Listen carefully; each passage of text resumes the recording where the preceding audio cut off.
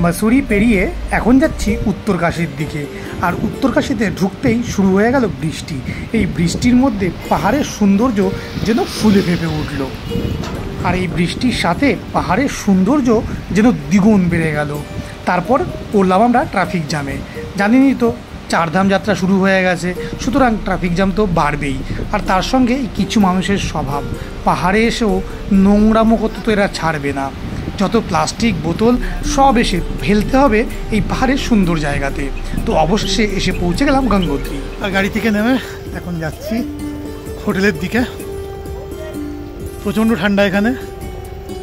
তো ফাইনালি এসে পৌঁছে গেছি গঙ্গোত্রীতে। এখন টাইম হচ্ছে 8:40। রাস্তায় 2-3বার ট্রাফিক জ্যাম পেয়েছি, জ্যামের কারণে আসতে লেট হয়েছে। আর তাছাড়া যেহেতু আমরা হরিদ্বার থেকে দেরাদুন হয়ে ঘুরে এসেছি, তার জন্য টাইমটা একটু বেশি লেগেছে। সব কিছু মিলিয়ে তো এসে এখন পৌঁছে গেছি গঙ্গোত্রীতে। এটা গঙ্গোত্রীর গেট। তো চলুন হোটেলে যাই, তারপরে আপনাদের সঙ্গে আবার কথা হচ্ছে। পার্কিং থেকে হোটেল পায়ে হেঁটে 3 মিনিট।